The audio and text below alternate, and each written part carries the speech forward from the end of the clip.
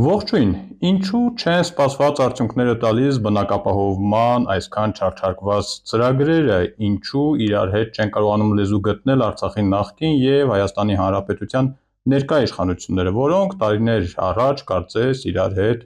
լավ էլ ինչ-որ հարցեր կարողանում էին քննարկել և ինչ-որ ընդհանուր հայտարարի գալ և ի վերջո ինչու է այդ ամենի արդյունքում տուժում շարքային բռնատեղահանված արցախցին։ Նաև այս հարցերի շուրջ ենք այսօր զրուցելու Արցախի ազգային ժողովի նախկին ընդդիմադիր պատգամավոր, նախկին նախարար, հասարակական և քաղաքական գործիչ Հայկ Խանոմյանի հետ, բայց մինչ բուն զրույցին անցնելը շնորհակալություն եմ հայտնում իմ ալիքին բաժանորդագրվածներին, իսկ ովքեր չեն բաժանորդագրվել, սիրով հրավիրում եմ, վստահեցնում եմ հետաքրքիր, հուսով եմ նաև օգտակար թեմաներ շատ կունենանք քննարկելու։ Իսկ հիմա անցնենք զրույցին և շնորհակալություն պարոն Խանոմյան զրույցի հրավերը ընդունելու համար։ Համեցեք։ Անընդհատ նշեցի նախկին, իսկ այսօր ինչով եք զբաղվում։ Այսօր ես ժողովրդավարության և ավանդակության տարածաշրջանային կենտրոնի փորձագետ եմ։ Հիմնականում զբաղվում եմ տեղահանված բնակչության փաստականներին վերաբերվող ծրագրերի ուսումնասիրությամբ և դրանց շուրջ համապատասխան կոնտենտ ստեղծելու, վերլուծական նյութեր, տարբեր առաջարկներ և այսպես շարունակ։ Այսինքն զրույցի թեմա հաստատ կունենանք, այս դեպքում, բայց մինչև բուն զրույցին անցնելը մի այսպես ասենք կիսաանձնական հարց, երբ Արցախում էիք, ընկալվում էիք որպես Նիկոլ Փաշինյանի անթաքույց, համախոհ, ինչ-որտեղ նաև աջակից,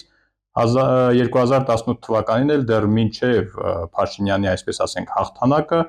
Արցախում եզակի գործիչներից էիք, որ բացահայտ աջակցում էիք Փաշինյանին։ Տպավորություն կար, որ երբ որ գաք Հայաստան, հաստատ պարապ չեք մնա, պետական ապարատում ինչ-որ տեղ կտեղավորվեք։ Ձեր խոսքից հասկացվում է, որ ամեն դեպքում պետական ապարատում չեք։ Նիկոլ Փաշինյանը 2017 թվականից երբ ԵԼՔ խմբակցության ղեկավարն էր Հայաստանում, ընդդիմադիր խմբակցության ղեկավար էր, ես էլ Արցախում էի ընդդիմադիր խմբակցության ղեկավար և այսպես ասած ինքը իմ վիզավին էր, կոպիտ ասած գործընկերն էր հայաստանյան, եթե միջխորհրդարանական հարաբերությունների մակարդակում դիտարկենք, ինստիտուցիոնալ ինչ-որ համագործակցություն կուսակցությունների միջև և այլն չի եղել, ընդհակառակ այդ ժամանակ Նիկոլ Փաշինյանն էլ ընդդիմադիր Նիկոլ Փաշինյանը և այլն փորձում են լավ և իրենց կուսակցությունը փորձում են լավ հարաբերություններ պահպանել Արցախի այդ ժամանակվա իշխանությունների հետ, դուք հիշում եք, որ 2018 թվականին ինքը շարունակեց աջակցել Բակո Սահակյանին և տարբեր ցույցեր կային և այլն և այդ ընթացքում աջակցեց Բակո Սահակյանին երրորդ ժամկետում պաշտոնավարման ժամանակ, իսկ 2019 թվականի վերջին բացահայտ աջակցեց Ազատ Հայրենիքին և Արայիկ Հարությունյանին Երևանում կառավարության շենքում Հայաստանի վարչապետի կարգավիճակով արդեն ընդունելով այդ ժամանակ ոչ մի պաշտոն չզբաղեցնող Արայիկ Հարությունյանին և Ազատ Հայրենիք կուսակցության խմբակցության պատգամավորներին։ Ես այդ ժամանակ Հայաստանի վարչապետին նշեցի, որ դա անթույլատրելի քայլ է, եթե ընդունում ես Արցախի քաղաքական ուժերից մեկի, խորհրդարանական ուժերից մեկի անդամներին, ապա բարի եղիր մյուս խմբակցություններին էլ ընդունիր և մյուս քաղաքական ուժերին էլ ընդունիր, սակայն Հայաստանի իշխանությունները կատարել են իրենց հստակ ընտրությունը, որը կարծում եմ այդ ժամանակ ճակատագրական եղավ Արցախի համար, որովհետև բավականին չկողմնորոշված զանգված կար, որը պատրաստ էր մեծ հաշվով անցնել պոտենցիալ իշխանության կողմը, Հայաստանի իշխանությունները դրանով ցույց տվեցին, թե ով է լինելու Արցախում հաջորդ իշխանությունը և դրանով իսկ ազդեցին նաև ընտրությունների ելքի վրա։ Այդ ընտրությունները 20 թվականի աչքի ընկան բավականին մեծ ռեսուրսների ծախսմամբ քաղաքական ուժերի կողմից և մեծ հաշվով խորհրդարանում հայտնվեցին ուժերը ըստ իրենց ծախսած ռեսուրսների։ Դա երևի թեև մրցակցային, բայց ամենավատ ընտրություններից մեկն էր Արցախում եւ գլխավոր դերակատարությունը փողին էր պատկանում, ոչ թե ռեսուրսներին։ Սա դրանով հետագայում որպես կառավարության անդամ Հայաստանի կառավարության հետ շփվել ենք փոխադարձ հանդիպումների, տարբեր ծրագրերի քննարկումների հետ կապված։ Լսեք, այդ շրջանից, երբ կառավարության անդամ էիք, նույնիսկ խոսակցություններ էին շրջանառվում, որ Արցախի վերականգնմանը եւ տեղահանված բնակիչների համար այդ շինարարական ենթակառուցվածքների աշխատանքները համակարգելու համար հատուկ Խանոմյան Հայկին են նշանակել որպես Փաշինյան Նիկոլի ներկայացուցիչ Արցախում։ Չեմ կարծում, թե այդ խոսակցությունները ձեզ հասած չլինեն։ Այդ խոսակցությունները հայաստանյան դեղի մամուլն էր տարածում, չգիտեմ ինչ նպատակով, ես արդեն հոգնել եմ դրանց տարբեր հարցերում դատի տալուց եւ չեմ էլ ուզում շարունակել այդ պրակտիկան, հեքիաթ մարդիկ են, պարավների պես են բաների ցանկապատերի տակի, որ բամբասում են, ոչ մի բան չես կարող փոխել։ Ամենայն դեպս այդ շինարարությունը եւ այլն ես չէի համակարգում, դրա համար պրոֆիլային նախարարություն կար, քաղաքաշինության նախարարությունը եւ կապիտալ շինարարության ծրագրերի ճնշող մեծամասնությունը այդ նախարարության վերածվում է, հետեւաբար դա փաստական հիմք էլ չունի, այդ ինչ որ ասում են։ Նախարար նշանակվել են հավանաբար մեր կուսակցության ունեցած, ոչ թե հավանաբար, այլ հենց այդպես, մեր կուսակցության պատերազմում ունեցած դերակատարության համար եւ ինչ որ փուլում պատերազմի կուսակցության վարչությունը եւ այլն մեծ մասը կենտրոնացավ մի տեղանքում եւ որոշակի արդյունք եղավ, այսինքն այդ ֆորս մաժորային իրավիճակներում ինչ որ որոշակի հատվածի կողրա վերցնելը, կազմակերպելը եւ այլն հիմք հանդիսացավ, որպեսզի նախարար նշանակվեն։ Մեր կուսակցությունը բավականին լուրջ կորուստներ ունեցավ, մեր վարչության անդամներից մեկը զոհվեց, երկու հիմնադիրներ վարչության առաջին անդամներից զոհվեցին հենց առաջին օրերին եւ այսպես շարունակ եւ մեր տարածքային կառույցների ղեկավարներից վիրավորներ ունեցանք եւ այսպես շարունակ։ Ուզում եմ ասեմ, նախարար նշանակվելու գործում առանցքային նշանակություն է ունեցել կուսակցության որպես կազմակերպված միավոր պատերազմի մասնակցությունը։ Տեսեք, քիչ առաջ նշեցիք, որ այսպես ասենք, Արցախում իշխանությունը անցավ այնպիսի ուժերին, որոնք պարզ ասենք, Նիկոլ Փաշինյանի սրտով էին կամ իրար հետ ինչ որ կերպ լեզու գտել էին։ Բայց բռնատեղահանումից հետո այդ նույն իշխանությունները, Արցախի նախկին իշխանությունները եւ Հայաստանի ներկա իշխանությունները կարծես որևէ կերպ իրար հետ լեզու չեն գտնում։ Ու նաեւ արցախցիների համար հրատապ հարցերի շուրջ գոնե հրապարակային տեղեկություն չկա, թե նրանք ինչ որ թեմա քննարկել են, ինչ որ լուծումներ փորձել են միասին գտնել։ Սկզբից կար ինչ որ համագործակցություն, երևի կապված նրանից, որ պետք է ինչ որ պլյուս մինուսներ անեին, հատկապես ֆինանսական հարցերի շուրջ, որոշակի ծրագրեր կիսատ են մնացել, որոշակի պարտավորություններ ուներ Արցախի հանրապետությունը, որը պետք է մարվեր, որոշակի ֆորս մաժորներ եղել, որոնք պետք է պատասխան տրվեին, բայց երևի 23 թվականի վերջից, 24 թվականի սկզբից գրեթե զրոյանում է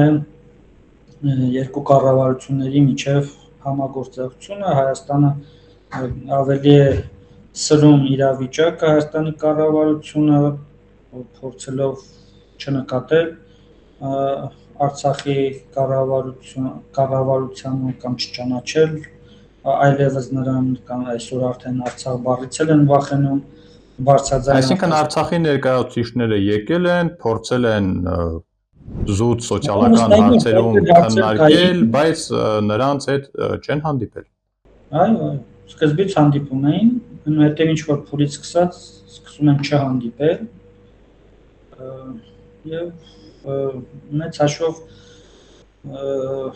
Նիկոլ Փաշինյանը ընդհանրապես չէր հանդիպում,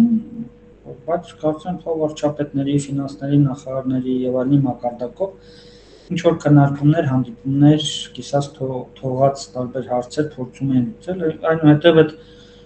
հանդիպումներն էլ կարծես թե զրոյացան։ Տեսեք, տարբեր առիթներով նաև Հայաստանի իշխանության տեսակետն ենք լսում այդ մասին։ Նրանք ասում են, որ Արցախի իշխանությունը Հայաստան եկավ որպես հայաստանյան ընդդիմության լրացուցիչ մաս։ Եվ այդ դերից դուրս չեկան։ Ասում են, հիմա մենք այդ մարդկանց հետ հանդիպենք, որ ինչ քննարկենք։ Իսկ ինչա ընդդիմությանը չեն հանդիպում, ենթադրենք այդպես է։ Ես չգիտեմ, այդպես է, թե այդպես չի, Չէ, ես ասում եմ այն տեսակետը, որ Հայաստանի կառավարության տարբեր անդամներ տարբեր տեղեր հնչեցնում են։ Հիմա ենթադրենք այդպես է, բայց եթե այդ մարդիկ են ներկայացնում կոնկրետ տասնյակ հազարավոր 150,000 մարդու, պետք է հանդիպես հետևում զրույց անես, ինչ անենք, որ քո սրտով չեն կամ քեզ ընդդիմություն են։ Հավանաբար չգիտեմ, իսկ ինչ է, եթե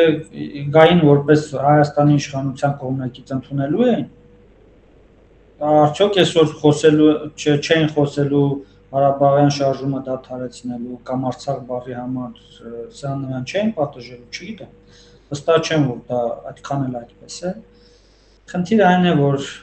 եթե գոյություն ունի խնդիրներ, ապա լավագույն տարբերակը խոսելն է։ Հիմա մենք էլ ենք ընդդիմություն եղել Արցախում, բայց իշխանության հետ միշտ բոլոր թեմաներով ամեն անգամ, հատկապես ֆորս մաժորային իրավիճակներում խոսել ենք։ Դրանից հնարավոր է շատ բան չենք շահել, բայց չեմ կարծում, որ որևէ մեկը դրանից տուժել։ Հետևաբար խոսելը միշտ էլ պետք է։ Գոնե առաջին աղբյուրից ինֆորմացիա իմանալու, գոնե սեփական տեսակետները իրար հասցնելու եւ այդ ձեր քիչ առաջ նշած դեղի մամուլի միջնորդավորված տարբեր բամբասանքների առիթներ չստեղծելու համար։ Թեմաներ շատ կան քննարկելու, բայց եթե այդպես շարունակենք, չենք հասնի այսօրվա հիմնական մեր քննարկելիք հարցերին։ Առաջարկում եմ ծրագրերի մասին խոսենք եւ ամենատարածվածը այսօր քաղաքացիություն ընդունել, չընդունելու հետ կապված թեմաներն են։ Նախ կարծիք կա, որ այդ հարցը կարելի է լուծել Հայաստանի Հանրապետության կառավարության մեկ որոշմամբ։ Եթե նման հնարավորություն կար, ինչու այդ մեկ որոշմամբ հարցը չլուծվեց եւ այսօր արդեն հերթական տարին թեման դեռ շահարկվում ու ձգձգվում է։ Ես կարծում եմ, որ հարցը ոչ թե կարելի է լուծել մեկ որոշմամբ, այլ հարցը կարելի է լուծել այդ մեկ որոշումը չընդունելով։ Չէ՞ որ հենց այդ մեկ որոշում ընդունելով այս վիճակը ստեղծեցին 23 թվականի հոկտեմբերին, չգիտեմ որ որոշումներ, երբ որ արցախցիները փաստորեն ապօրինաբար զրկվեցին Հայաստանի քաղաքացիությունից։ Ես վստահ եմ, որ տարիներ հետո դրա համար քրեական պատասխանատվության ենթարկվողներ են լինելու, այդ թվում կառավարության այդ որոշմանը դրական եզրակացություն տված մարմինը եւ համապատասխան անձինք։ Արցախի բնակչությունը, որոնք Հայաստանի քաղաքացի են, նրանց տվյալները առկա են Հայաստանի բնակչության պետական ռեգիստրում։ Արցախի բնակչության պետական ռեգիստր գոյություն չունեցել, դա Հայաստանի Հանրապետության բնակչության պետական ռեգիստրն է եւ վարվել է Հայաստանի Հանրապետության կողմից։ Հետևաբար բոլոր տվյալները Արցախի բնակիչների վերաբերյալ Հայաստանի Հանրապետությունը տիրապետել է, նրանց տրվել են հայաստանյան անձնագրեր եւ ուղղակի պետք չէր այդ հոկտեմբերին 23 թվականի հոկտեմբերի որոշումը ընդունել։ Պետք էր թողել այդպես, մարդիկ կփոխեին գրանցումը, ավտոմատ կօգտվեին այն իրավունքներից եւս, որոնցից մինչեւ այդ չէին օգտվում, ենթադրենք ընտրությունների մասնակցելու իրավունքից։ Գիտեք, որ Արցախում գրանցվածները Հայաստանում չէին քվեարկում։ Եվ ավտոմատ կլուծվել այդ հարցը, ճանապարհ Հայաստանը գնում էր կենսաչափական անձնագրերի, մարդիկ իրենց անձնագրերը ժամկետը կլանար կամ կենսաչափականի կփոխեին եւ ավտոմատ այդ ամեն ինչը տեղի կունենար, սահուն գործընթացը տեղի կունենար։ Ոչ մի բան պետք չէր անել։ Բայց այսպես անելով Հայաստանը փաստորեն զրկվեց լուրջ պահեստազորային ռեզերվից, զրկվեց նորակոչկային ռեզերվից եւ ի վերջո լուրջ խնդիրներ առաջացրեց հազարավոր, տասնյակ հազարավոր մարդկանց համար, որոնք ստիպված էին քաղաքացիություն ընդունելու ճանապարհին անցնել որոշակի ընթացակարգեր։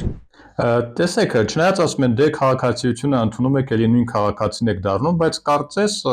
կան նրբություններ, որոնք այնքան էլ այդպես չի։ Ասենք օրինակ, եթե այսօր դուք ընդունեք ստանաք Հայաստանի Հանրապետության քաղաքացիություն, օրինակի համար, ընտրելու իրավունք կունենաք, բայց ենթադրենք падգամավոր առաջադրվելու կամ նախագահ առաջադրվելու իրավունք չեք ունենա։ Տարբեր, եթե առաջին անձնագիր ստացել ես Հայաստանի Հանրապետությունում, Չէ, եթե այսօր դուք նոր դառնում եք Հայաստանի քաղաքացի։ Իմ մասին է խոսքը։ Օրինակ, չէ, ձեր մասին չէ, ընդհանուր, սովորական տեղահանված։ Եթե այն արցախցիներից, ովքեր առաջին անձնագիրը Հայաստանում են ստացել, իսկ այդպիսի տասնյակ հազարավոր արցախցիներ կան, հանգամանքների տարբեր բերումներով, դրանք թե Հայաստանից Արցախ տեղափոխվածներն են, թե նախկին, այսպես ասած, խորհրդային անձնագրեր ունեցած, փաստականի կարգավիճակ ունեցած մարդիկ են, որ առաջին անձնագիրը ստացել են Հայաստանի Հանրապետության տարբեր անձնագրային բաժիններում, ապա Արցախում, ապա այդ մարդկանց քաղաքացիությունը համարվում է չընդհատված։ Իսկ նրանք, ովքեր առաջին անձնագիրը ստացել են Ստեփանակերտում, ենթադրենք, կամ Մարտունիում, Մարտակերտում 070 կոդով, նրանց համարվում է ընդհատված, չէ՞։ Այսպիսի տարբեր խտրական նաև վերաբերմունք կա արցախցիների տարբեր շերտերի վերաբերող։ Օրինակ, դուք ձեր առաջին անձնագիրը պիտի որ Հայաստանում ստացած լինեք, հա, դուք կարող եք падգամավորության թեկնածու լինել։ Լավ, դա թողնենք հաջորդ ընտրություններին, մինչ այդ նշեցիք, որ Հայաստանը ուներ Արցախի բնակչության հետ կապված փաստաթղթերի բազաները։ Այդ դեպքում ինչու ենք այսօր հարյուրավոր պատմություններ լսում, որ արցախցիները այս կամ այն փաստաթուղթը չեն կարողանում գտնել։ Ավելորդ քաշքշուկ է։ Ցանկացած մարդու տվյալները ներմուծելով բնակության պետական ռեգիստր, այդ մարդու ամբողջական տվյալները ունենում են պետական ռեգիստրում։ Շատ քչերի տվյալները կարող են որ տեխնիկական պատճառներով գոյություն չունենան կամ մի չտարբեր լինեն։ Բայց ամբողջովին առկա է եւ ուղղակի, այսինքն դու դիմումը գրավոր գրում ես, քո մոտ աշխատակիցը միջև դիմումը լրացնես տվյալներ, արդեն իր բազայից տպագիր տպում է դնում կողքը ամբողջ տվյալները, ինչի մասին է խոսքը։ Դա ավելորդ քաշքշուկներ են, ավելորդ ընթացակարգեր են, նամանավանդ որ շատ խորհրդային փաստաթղթեր, ծննդյան մահվան վկայականներ, ամուսնության վկայականներ եւ այլ ընտարասխալներ կան, տարբեր բաներ, մարդիկ ստիպված են լրացուցիչ գործընթացների գնալ, տարբեր գերատեսչությունների դիմել նոր փաստաթուղթ ստանալու կամ դատարանով փորձել հաստատել իրենց ազգանունը, փաստաթղթերը եւ այլն, սա լրացուցիչ բարդություններ է ստեղծում, ավելորդ ծախսել, ավելորդ ժամանակ, ավելորդ նյարդեր, պետք չէ այս ամենի միջով անցնել, ավելի հեշտ գործընթաց կա։ Ես չգիտեմ ինչու գնացին այս տարբերակին, հավանաբար վախեցան ընտրություններից, ենթադրելով, որ արցախցիները հակաիշխանական տրամադրություններ ունեն եւ տվյալ դեպքում Հայաստանի բնակչության 5%-ի չափով են եւ ակտիվ մասնակցության դեպքում կարող են 7%-ի էֆեկտ թողել։ Հավանաբար այս բանով գնացին մտավախություններով, ընդհանրում եմ դա հիմնական պատճառը եւ ունենք այն ինչ ունենք։ Տեսեք, այսօր մարտի 18-ին Փաշինյանը հանդիպում ունեցավ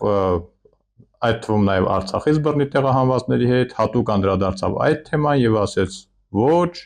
ընտրությունները կապ չունեն, քաղաքացիության ստացման տրման հետ հարցերում ոչ մի խնդիր չունենք։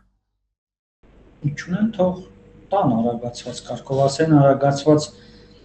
կարգով այդ ամեն ինչ տեղի ունենում, բայց մենք տեսնում ենք, որ հատկապես վերջին ամիսներին լուրջ ձգձգվում է։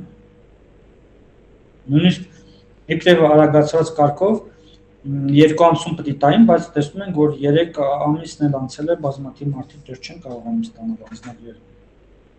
Եվ ես վստահ եմ, որ դա հենց ընտրությունների հետ կապ ունի։ Այսինքն հույս ունենք, որ ընտրություններից հետո կարողանա։ Եթե այդ տրամաբանությամբ նայենք։ Դե հավանաբար, իհարկե, վերջին ամիսներին ավելացել է անձնագիրը փոխողների թիվը բնակապահովման ծրագրի հետ կապված, չնայած չեմ կարծում դա այնպիսի մեծ թիվ է, որ անձնագրային բաժինները չեն հասցնում։ Խոսենք բնակապահովման ծրագրի մասին, որը այսօր արցախցիների շրջանում ամենակննարկվածներից մեկն է, ու հավանաբար վիճակագրությանը ծանոթ եք։ Արդյունավետությունը ինչպես եք գնահատում։ Գիտեք, որ հենց սկզբից մենք քննադատել ենք այս ծրագիրը, ես քննադատել եմ այս ծրագիրը, գտնում եմ, որ կառավարությունը գնացել է իր համար հեշտ ճանապարհով, այն տիպի լուծում է գտել, որին ծանոթ էր, բնակարանների գնման վկայականները, որոնք արդյունավետ չեն աշխատում։ Եվ այսօր մենք տեսնում ենք բազմաթիվ խնդիրներ այդ ճանապարհին։ Մենք տեսնում ենք, որ երկրորդային շուկայի անիմաստ թանկացում է տեղի ունենում տարբեր բնակավայրերում, որտեղ արցախցիների տրվող վկայականների համար ավելի բարձր գներ են սահմանվել եւ փաստորեն այդ բարձրացած գները չեզոքացվում են վկայականի դրանով։ Մենք տեսնում ենք, որ տեղի է ունենում տեղաբնակ բնակության փոխարինում փախստական բնակության, որովհետեւ ենթադրենք, եթե չգիտեմ, Իջևանի գյուղերի կամ Վարդենիսի գյուղերում բավականին բարձր գումար գոյություն ուներ եւ չիրացվելի անշարժ գույք, հիմա իրացվում է այդ գույքը այնպիսի գնով, որ սեփականատերերը չեն կարող երազել եւ դա նրանց հնարավորություն է տալիս իրենց ոչ իրացվելի գույք արագ իրացնել եւ տեղափոխվել։ Լավագույն դեպքում դեպի Երևան ու Երևանամերձ տարածքներ, վատագույն դեպքում Հայաստանից դուրս։ Մյուս կողմից բազմաթիվ սեփականատերեր, որոնք վաղուց Ռուսաստանում են, ընդհանրենք Չարենցավանում կամ Հրազդանում բնակարան ունեն, վաճառում են բարձր գնով համեմատաբար այդ բնակարանները եւ այդ գումարները էլի դուրս են գալիս Հայաստանից։ Աստորեն կառավարությունը խոսում է, որ 2 միլիարդ դոլար է պատրաստում ներդնել այս ծրագրի վրա բնականաշինությամբ, մեծ հաշվով կառավարությունը վարկ է վերցնում միջազգային կառույցներից տալիս է բանկերից, հետո ինքը սկսում է ավելի բարձր տոկոսով այդ վարկը փակել բանկերին, ավելի նպատակահարմար կլիներ, եթե գնային նոր բնակֆոնդի կառուցման։ Գոնե մի 10-15 հազար նոր բնակֆոնդ կառուցեին, որպեսզի այս ճնշումը գների անշարժ գույքի գների ճնշումը տեղի չունենար, թանկացումը տեղի չունենար եւ հարցերը ավելի օպտիմալ լուծեն։ Ես ուզում եմ հիշեցնել, որ եթե բլոկադան չլիներ 2022 թվականի դեկտեմբերին, ապա 23 թվականի գարնանը Արցախում մոտ 3300 նոր բնակարան էր հանձնվելու շահագործման։ Այսինքն Արցախը 2 տարում 21 թվականի գարնանից 23 թվականի գարում իր սահմանափակ ռեսուրսներով, այդ թվում շինարարական կազմակերպություններ, աշխատուժ եւ այլն, 3300 նոր բնակարան էր կառուցել։ Դա թե Հայաստանի կառավարության, թե Արցախի կառավարության, թե Հայաստան համայնքական հիմնադրամի ու այլ բարեգործական կազմակերպությունների միջոցներով։ Իսկ ինչ է, Հայաստանի Հանրապետությունը այս 2-3 տարվա ընթացքում չէր կարողանում 10,000 բնակարան կառուցել 3 անգամ ավելի շատ։ Ես կարծում եմ վախեցան դրանից, որովհետև տարբեր տեղեր փոքրիկ ծրագրեր էին արել, հիշում եք այդ Շորնոխում 15 տուն են կառուցել, թե ինչ որը մի 3-4 տարի տևեց եւ հավանաբար ու բավականին թանկ նստեց, հավանաբար վախենում էին այդ տիպի մեծ պրոյեկտների տակ մտնել, դրա համար էլ այսպես էլի որոշակի գումար կտան, գնացեք գխներ, ճար տեսեք։ Տեսեք, ես էլ էի սկզբում այդ գաղափարի կողմնակիցը, բայց հատկապես Փաշինյանի վերջին հայտարարություններից հետո ավելի շատ այն մտքին եմ, որ ըստ էության խուսափեցին արցախցիների համահավաք բնակավայրեր ունենալու հեռանկարից։ Նույնիսկ համահավաք թաղամասը, չգիտես ինչու, համարվում էր վտանգավոր։ Արցախցիները մի տեղում կխոսեն Արցախի բարբառով, չգիտեմ, ինչ որ մշակութային կազմակերպություն կունենան եւ այլը, իսկ այդ բոլորը Փաշինյանի այսօրվա տրամաբանությամբ վտանգավոր թեմաներ են։ Ինչ էլ անեն, ոնց էլ անեն, նույնիսկ երկրորդային շուկայում էլ փորձեն բան անել, էլի լինելու են բնակավայրեր, որտեղ 100, 200, 400, 500 ընտանիք հավաքվելու են, ինչ պետք է անի, հատկապես մեծ բնակավայրեր։ Ասենք ենթադրենք վաղ շաբաթում, չգիտեմ, 5000 արցախցի ենթադրենք հավաքվելու, ինչ պետք է անես, այդ էլ չի դառնում նույն բանը, իսկ ենթադրենք այդ նույն վաղ շաբաթում կամ նույն Իջևանում, կամ նույն Կապանում, Գորիսում ինչ որ թաղամաս կառուցվեց 2-3 հազար հոգանոց, ինչ է խնդիրը դա։ Եկա այդ մարդիկ այսպես թե այնպես եթե որոշել են տեղափոխվել այնտեղ ապրելու, այնտեղ են ապրելու։ Կոմպակտ չի, մենք ընդհակառակ առաջարկում ենք նաև սինխրոնացնել ծրագրերը, որ կան էկոնոմիկայի նախարարությունում, այգեգործության, խելացի գոմերի, չգիտեմ, տարբեր ծրագրեր եւ կլաստերներ կառուցել, միտեղ անասնապահական կլաստեր կառուցել կից բնակացարաններով, միտեղ այգեգործական եւ մարդկանց հավաքել ըստ մասնագիտական կողմնորոշման, ըստ նախասիրությունների եւ մենք առաջարկել ենք նաեւ օգտագործել Արցախի տեղական ինքնակառավարման մարմինների ներուժը, որովհետեւ այդ մարդիկ փոքր գյուղեր են Արցախում, գիտեք, 100, մի քանի 100 ընտանիքից լավագույն դեպքում բաղկացած եւ համայնքապետը, շրջանի ղեկավարը, շրջանի բաժնի պետերը շատ լավ գիտեն, թե որ ընտանիքը ինչով է զբաղվում։ Մեկը հաջողություններ է ունեցել անասնաբուծության ոլորտում, մեկը այգեգործության, մյուսը ջերմատնային տնտեսությունների եւ այլն։ Եվ այս ներուժը կարող էինք օգտագործել ընթացիկ պետական ծրագրերի հետ, թող մի 2 տարի էլ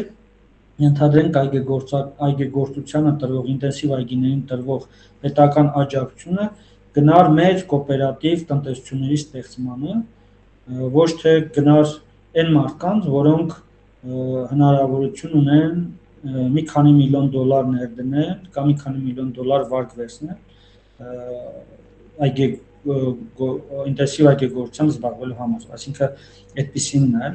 էկոնոմիկայի նախարարության այդ խոշոր ծրագրերի լոգիկան այսօր փոքր կտորների համար, այսինքն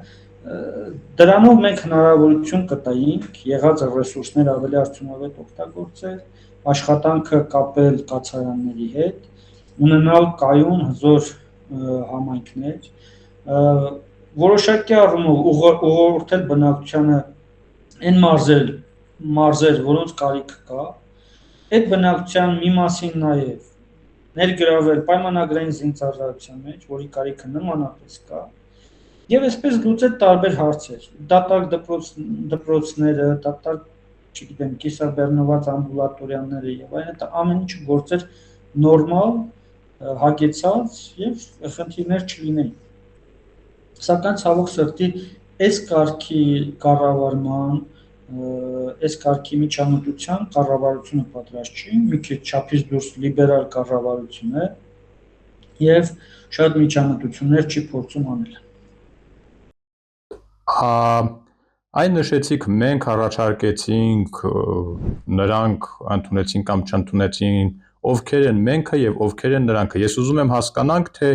արցախցիներին վերաբերող հարցերը ովքեր կարող են եւ ովքեր են փորձում ներկայացնել եւ դա ում եք ներկայացնում,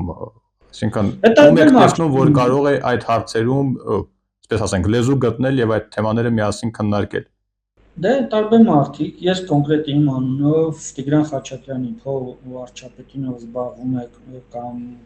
համակարգում է արցախցիների հետ կապված ծրագրերը, մի քանի գրագրություն ենք փոխանակել իրար հետ եւ մի անգամ նույնիսկ Արցախի տարբեր հանրային գործիչների հետ միասին ներկա ենք եղել իր մոտ քննարկման, որը վերաբերում է բնականային հարցին, բայց ցավոք սրտի այդ քննարկումը տեղի էր ունենում այն մթնոլորտում, երբ որ կառավարությունը արդեն որոշում ուներ, ֆորմալ որոշումը դեռ չէր ընդունվել կառավարության, բայց իրենք որոշել են, որ լինելու է սերտիֆիկատների ձևով։ Եվ ուղղակի բերել են ներկայացնեն արցախցիներին այդպես ինչ որ ֆորմալ ներկայացվածություն, մասնակցայնություն ապահովելու համար։ Այդտեղ բազմաթիվ մարդիկ տարբեր կարծիքներ արտահայտեցին, բայց հասկացանք, որ կառավարությունը նույնիսկ այդ կարևոր հարցերում ի վիճակի չի մասնակցայնություն ապահովել։ Եվ ես ցավում եմ, որ շատ ծրագրեր ընդունվեցին հենց այդպես։ Եվ հենց սկզբնական շրջանում նույն սերտիֆիկատների հետ կապված հարցում, եթե լսեին նույնիսկ այդ տրամաբանության մեջ այդ որոշումը ընդունվել, բայց լսեին որոշակի առաջարկներ, այսօր ավելի շատ առաջնային շուկայի գույք կունենայինք, քան թե նաև նայեք սերտիֆիկատների վիճակագրությունը, սպայն 2000 մի քիչ ավելի սերտիֆիկատ է իրացվել, մեկ ձեռքի վրա հաշված սերտիֆիկատներ են, որոնք կառուցապատման համար են օգտագործվել, որովհետև հենց սկզբից լուրջ սահմանափակումներ կային դրա համար։ Հետագայում այդ սահմանափակումները հանեցին, բայց քանի որ այդ բնակվարձի փոխհատուցման ծրագիրը զգալիորեն քչացել է կամ գոյություն չունի, այսօր մարդիկ ի վիճակի չեն տուն կառուցելու համար մի տարի սպասել եւ տուն կառուցել եւ վարկ փակել եւ վարձավճար տալ տան, այսինքն եթե հենց սկզբից այդ առաջարկները հաշվի առնին, այսօր մի քիչ վիճակը այլ կլինի։ Թեմաներ շատ կան, ամեն դեպքում այսօր այդ երկխոսությունը, կայուն երկխոսությունը ստեղծելու հնարավորություն տեսնում եք։ Ես կարծում եմ, այն մարդիկ, ովքեր զբաղվում են արցախցիների հարցերով, պետք է այդպիսի տարբերակներ գտնեն։ Ուրիշ եղանակ չկա, ամենախոշոր ռեսուրսներ ունի կառավարությունը եւ տարբեր ձևով այդ հանրային ճնշման, քաղաքասարակության ներկայացուցիչների, կարծիք ձևավորողների հետ հանդիպումներով, ոչ միայն արցախյան շրջանակներից, այլ ընդհանուր պետք է համոզենք կառավարությանը գնալ ավելի լուրջ քայլերի, բացի բնակապահովման ծրագրից, որը այս պահին ամենաշատն է անհանգստացնում արցախցիներին, կարևորագույն մյուս խնդիրներն են աշխատատեղերը, սեփական բիզնեսը հիմնելու համար փոխառությունների բացակայությունը եւ պատկերացրեք, որ մարզերում վիճակը ավելի վատ է, քանի որ մարզերը ավելի աղքատ են, աշխատանքի ավելի լուրջ խնդիրներ կան եւ եթե Երևանում ինչ որ արցախցու աշխատանք գտնելը կամ աշխատանքի մտնելը որևէ խնդիր չի առաջացնում, ապա մարզերում դա որոշակի սոցիալական լարվածություններ է առաջացնում։ Պատկերացրեք Հարազատ Սիսիանի կամ Հարազատ Ջևանի նման փոքր քաղաքները, որտեղ կա ենթադրենք որևէ հեռահաղորդակցության օպերատորի գրասենյակ, որտեղ կա, չգիտեմ, 70-80 հազար դրամանոց աշխատավարձ եւ կան տեղաբնակ հարյուրավոր պատանիներ, աղջիկներ, որոնք սպասում են այդ աշխատատեղին եւ այդ աշխատատեղը բաժին է ընկնում նոր տեղափոխված այնտեղ հաստատված արցախցու։ Դա որոշակի սոցիալական լարվածություն է առաջացնում, որովհետեւ մարզերում գոյություն ունի մեծ աղքատություն, գոյություն ունեն ցածր աշխատավարձեր ու քիչ աշխատատեղեր եւ հետեւաբար այս ուղղությամբ նույնպես կառավարությունը լուրջ աշխատանքներ ունի անելու։ Ես էլ եմ գրում, կառավարությունը մի քիչ չափից շատ լիբերալ է, ինքը չի գտնում, որ ինքը լուրջ միջամտություններ պետք է անի օրինակ աշխատանքի շուկայում, եւ սա խնդիրներ է առաջացնում, հատկապես աղքատ մարզերում էլ եմ գրում։ Շնորհակալություն, պարոն Խանոմյան, հետաքրքիր զրույցի համար, հաշվի առնելով նաև ձեր այսօրվա ոլորտը զբաղվածությունը, հույս ունեմ առաջիկայում էլի տարբեր թեմաների անդրադառնալու առիթ կունենանք։ Համեցեք։ Շնորհակալ եմ։ Հիշեցնեմ, որ հարցազրույցի շրջանակում այսօր զրուցեցինք Հայկ Խանոմյանի հետ։ Հաջորդիվ եւս հետաքրքիր թեմաներ ունենալու ենք, այնպես որ միացեք, իսկ եթե միացել եք, շարունակեք հետևել իմ YouTube-յան ալիքին։ Այսքանը ամուր եղեք ու մի քիչ էլ զգույշ։ Կհանդիպենք։